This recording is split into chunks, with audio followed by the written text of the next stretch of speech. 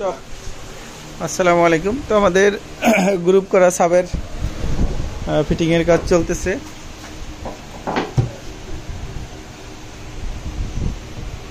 তো এটা দুই সাইডে গ্রুপ, উপরে এবং হচ্ছে ভিতরে। আসলে গ্রুপ করা বডি দেখেন, উপরের পার্টটা কিন্তু আমরা এখনো তার কাটা স্ক্রু কিছুই মারি নাই। তারপরে দেখেন এইটা কি পরিমাণে শক্ত। এই যে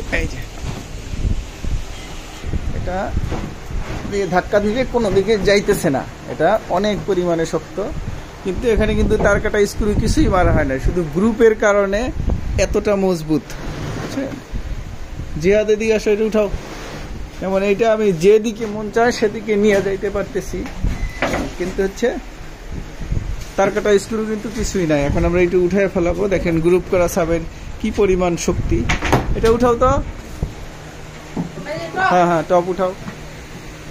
এই যে দেখেন এমনিতেই কিন্তু উঠে গেল, এবং আঠাগুলো দেখছেন। হ্যাঁ এদিকে আসো, মাঝখানের পাটটা দাও।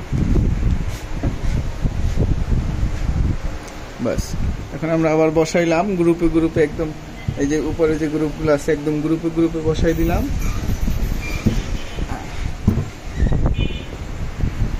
না এটা বসাও, হাতুড়ি কই, না বসাও। ব্যাস, এই সাইড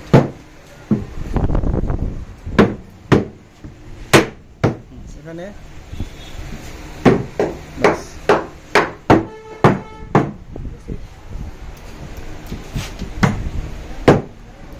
এই সাইডটা বসাও, আরেকটু বসবে। ঠিক আছে,